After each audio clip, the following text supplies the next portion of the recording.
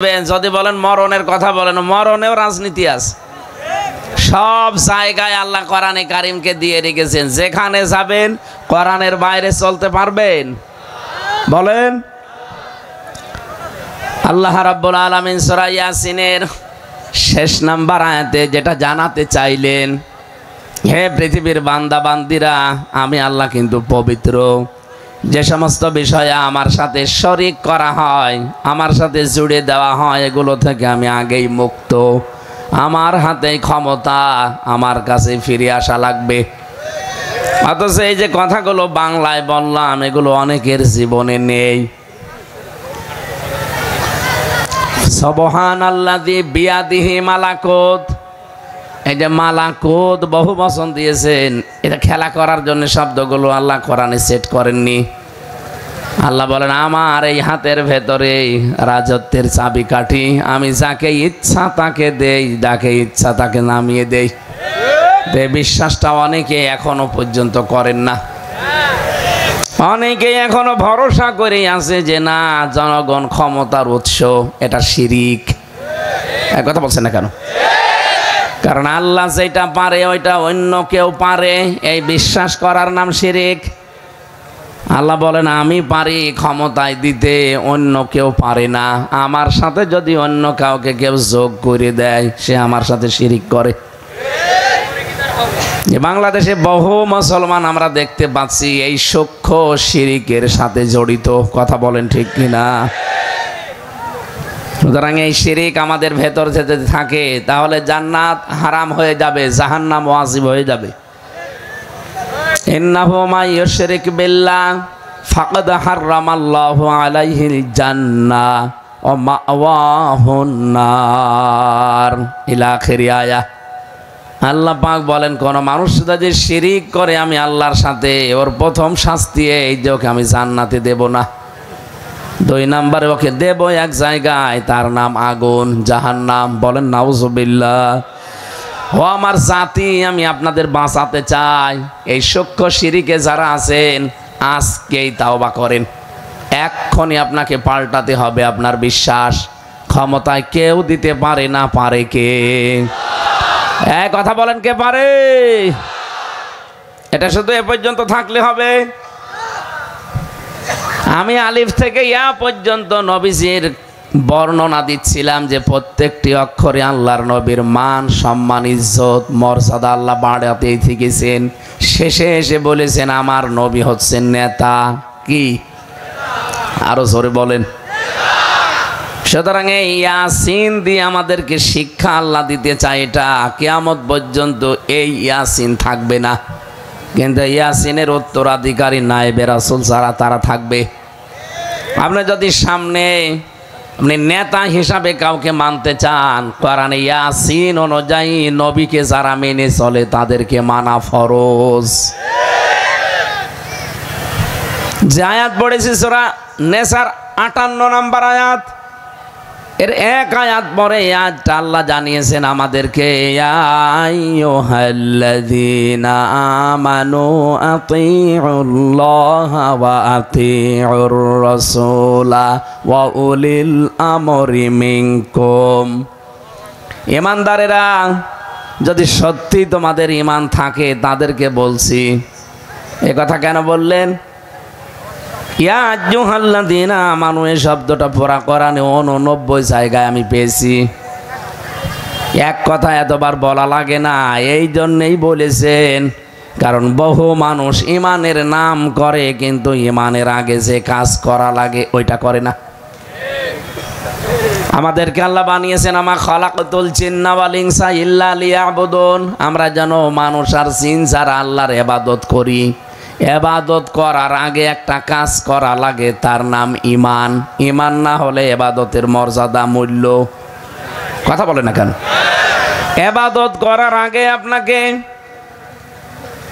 ঈমান আনা লাগবে। ঈমান আনার আগে আপনাকে কি আর কাজ নেই? কেউ যদি ঈমান আনতে হয় না, তাও বানা, ঈমান আনার আগে আপনাকে একটা কাজ আল্লাহ নির্দেশ দিচ্ছেন, ফামাইয়াকুফুরু বিত্তাগুত ওয়া ইউমিন বিল্লাহ। কোন মানুষ যদি ঈমান আনতে চায় তার প্রথম কাজ হবে সে যেন তাগুতকে ছেড়ে দেয়। এখানে কত আলেম বসে আছে দেখেন তো, আল্লাহ পাক কত সূক্ষ্মভাবে দিয়েছেন, ইবাদতের জন্য বানালাম। ইবাদতের আগে তোকে ঈমান আনা লাগবে, ঈমান আনার আগে তাগুত ছেড়ে দেওয়া লাগবে। তাগুত ছেড়ে দিয়ে কেউ যদি ঈমানের দাবি করে, এই লোকটার ঈমান এত মজবুত হবে, এত শক্ত হবে। ৬৭ দিন রিমান্ডে ছিল ডক্টর শফিকুল ইসলাম মাসুদ, এরপরও তাকে ঈমান থেকে টলাতে পারেনি। কারণ এই লোকটা ঈমান আনার আগে আগে তাগুত বর্জন করেছে।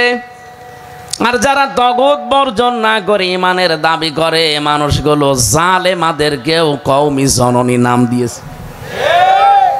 তাদেরও ঈমান ছিল, তাদের দাড়ি টুপি জুব্বা দেখেছেন কত বড় বড়। তারা ঈমান এনেছে কিন্তু তাগুত না ছেড়ে, এই কারণে তাদের ঈমানটা মজবুত হয়নি। বাতাস একটু পাল্টালে তারাও পাল্টিয়ে গেছে। কত নিচে নামলে একজন বিশ্ববিখ্যাত জালেমাকে মানুষ কওমি জননী দিতে পারে।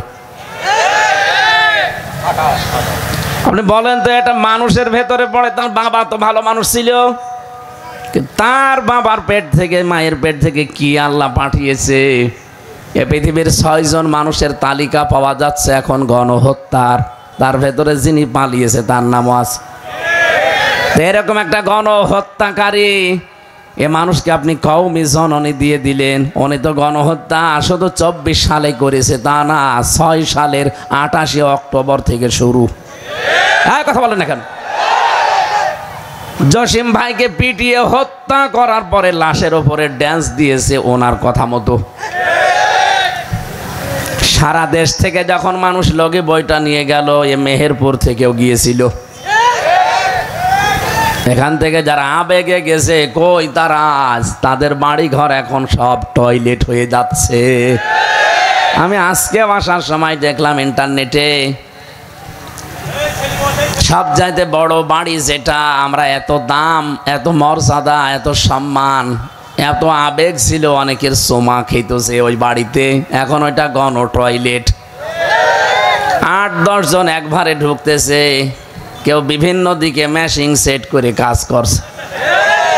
মনে হচ্ছে যে একেবারে জামাতবদ্ধ টয়লেট চলছে।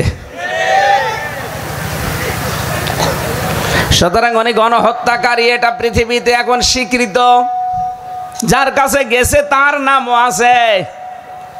কি আপনি ইন্টারনেট এখন সার্চ দেন, সার্চ দিলে দেখবেন ৬ জনের নাম আসবে। প্রথম নাম্বারে নাম আসবে একজন খ্রিস্টানের। আমি নামগুলো বলতে চাচ্ছি না, 2 জনের নাম আমি বলি নাই, শুধু ইঙ্গিত দিয়েছি। 6 জনের নামই আমার মুখস্থ আছে। কি নিকৃষ্ট মানুষ তারা বলেন, তামাম দুনিয়া এখন তাদেরকে ঘৃণা করছে। হিটলার, চেঙ্গিস খান, এই নামগুলো নিতেও আমার কাছে ঘৃণা লাগে।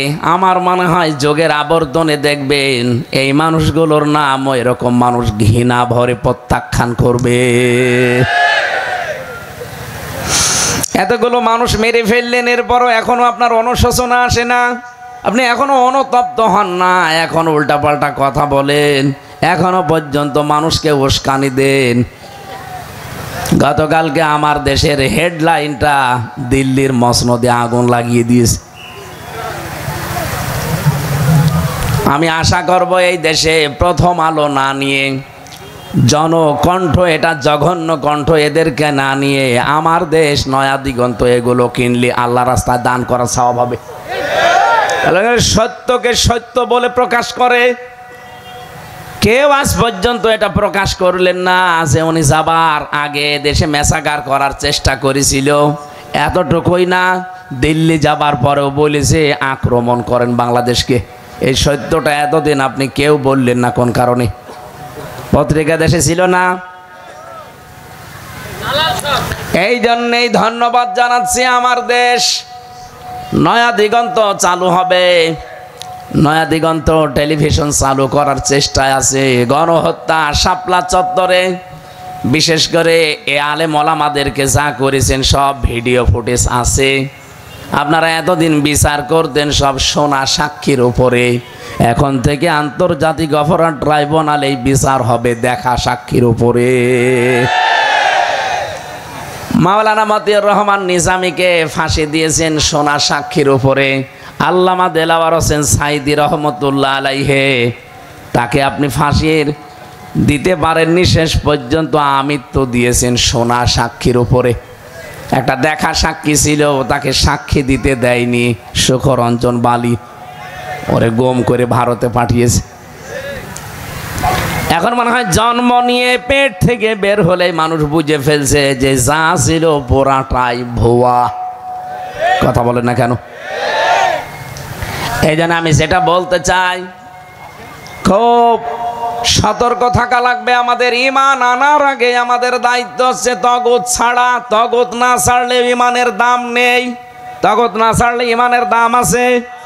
তাগুত ছেড়ে দিয়ে যদি আপনি ঈমানের দাবি করেন, লাং ফিসমালাহা,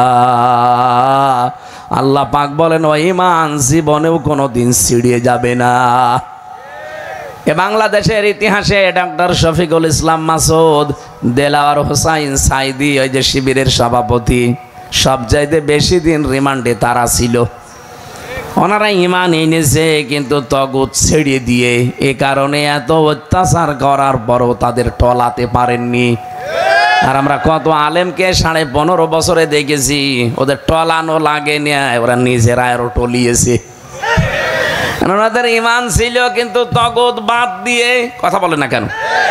এই জন্য তাগুতদের সাথে যদি সম্পর্ক রেখে ঈমান আনেন, ঈমানের দাম নেই। তাগুত ছেড়ে দিয়ে ঈমান আনা লাগবে। এখন তাগুত কি? এটাকে খাওয়া লাগে না চিবানো লাগে? তাগুতের অর্থ প্রধানত 7টা। 1 নম্বরে তাগুত মানে শয়তান। তাগুত মানে কি? এখন বলো শয়তান পাবো কোথায়? শয়তানের দেশে আছে? হ্যাঁ আছে। শয়তান বলা হয় ওই লোকটাকে যে লোকটা অপচয় করে। এদেশে নেই? যারা অপচয় করবে মনে করবেন একটা শয়তান দখল করে ফেলেছে। এখন বাড়ি যাওয়ার পরে যদি দেখেন আপনার স্ত্রী আপনাকে গালি দিচ্ছে, শুকুরের বাচ্চা, কুকুরের বাচ্চা, আপনার ভালো লাগবে? ও বলছে ঠিক। ভালো লাগবে আপনার? আপনার কি রাগ হবে? জবাব দেন না কেন? রাগ হবে না? না। আপনি যদি বিবেক বুদ্ধিমান মানুষ হয়ে থাকেন, রাগও আপনার হবে না। চিন্তা করবেন, একটা শিক্ষিতা মেয়ে, ভালো বংশের মেয়ে, এ হঠাৎ আমার এই শুকুরের বাচ্চা গালি দেয় কেন? এ স্বাভাবিক না, অবশ্যই এর জিনে ধরেছে। কিসে ধরেছে? আপনি যখন স্বাভাবিক থেকে অস্বাভাবিক আচরণ করলে মনে করেন ওর জিনে ধরেছে, ও আর মানুষ নেই, ও জিন এই কথাগুলো বলাচ্ছে। আপনি যদি মানুষ দাবি করার পরেও ঈমান এনেছে দাবি করেও যদি আপনি অপচয় করেন, বুঝবেন আপনি আর মানুষ নেই, আপনাকে শয়তান দখল করে ফেলেছে। এ বাংলাদেশে আজ যারা অপচয় করেছেন, এখনো করছেন, ভবিষ্যতেও করবেন বলে আশা করে আছেন, থামেন। আপনার কিন্তু ঈমান এখনো আনা হয়নি। পৃথিবীর এই একটাই মাত্র কাজ, যে কাজ করলে মানুষ শয়তানের একেবারে ভাই হয়ে যায়। আমি পুরা কোরআন পড়ে দেখেছি, কোন কাজ করলে মানুষ শয়তানের ভাই হয় আমি পাইনি। এই কাজে আছে ইন্নাল মুবাযযিরিনা কানু ইখওয়ানাশ শায়াতিন ওয়া কানাশ শাইতানু লিরাব্বিহি কাফুরা। অবশ্যই অপচয় যারা করে তারা শয়তানের ভাই, আর শয়তান তার রবের প্রতি অকৃতজ্ঞ ছিল। এই জন্য আমরা এখান থেকে সতর্ক থাকবো, নয়তো আমার ঈমানের কোনো মূল্য থাকবে না। আল্লাহ শুধু ফতোয়া দিয়ে শেষ করে দেয়নি, আল্লাহ নিজে এই কাজটা দেখিয়েছেন। সানুরিহিম আয়াতিনা ফিল আফাকি ওয়া ফি আনফুসিহিম।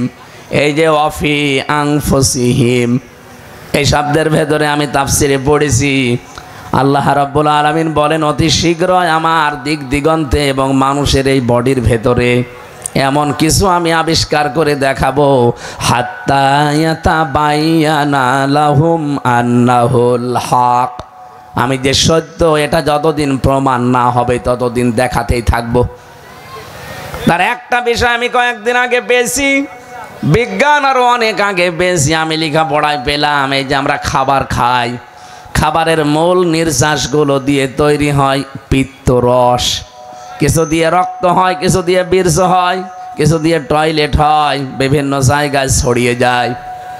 যেটা আসল জিনিস, খাবারের আসল নির্যাস দিয়ে, এর নাম পিত্তরস। খাবার যতক্ষণ পেটে থাকে ততক্ষণ ওটা ফোঁটা ফোঁটা পড়তে থাকে। এটা এত দামি জিনিস শরীরের ভেতরে, যতক্ষণ খাবার হজম না হবে এটা হজম করার সহায়ক।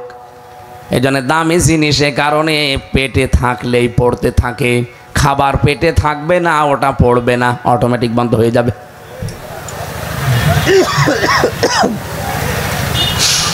ও মেহেরপুরবাসী, আল্লাহর এই ফতোয়ার দিকে খেয়াল করেন। উনি শুধুমাত্র ফতোয়া দিয়ে শেষ করেন, উনি দেখিয়েছেন যে আমি অপচয় করি না, তার প্রমাণ এইটা তোর শরীরের ভেতরে। এ দামি রসটা কিন্তু পড়ে যেতে পারতো ফোঁটা ফোঁটা, আল্লাহ বলে না, পড়বে না। খাবার থাকলে পড়বে অটোমেটিক, খাবার না থাকলে বন্ধ হয়ে যাবে।